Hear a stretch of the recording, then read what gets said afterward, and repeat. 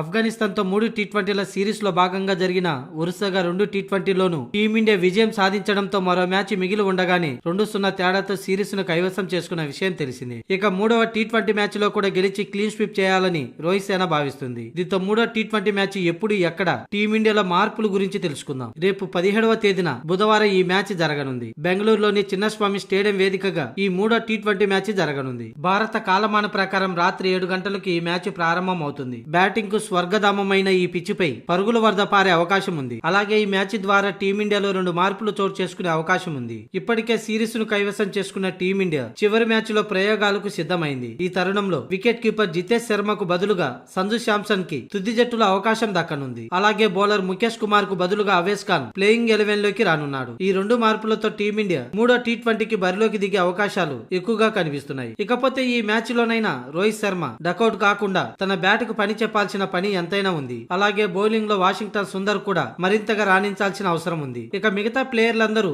బాగానే రాణిస్తున్నారు. మొత్తంగా అంచనా ప్రకారం టీమిండియా తుది జట్టు ఇది. రోహిత్ శర్మ, యశస్వి జైస్వాల్, విరాట్ కోహ్లీ, సంజు శాంసన్, రింకు సింగ్, శివం దుబే, వాషింగ్టన్ సుందర్, అక్షర్ పటేల్, రవి బిష్ణోయ్, హర్షదీప్ సింగ్, అవేష్ ఖాన్.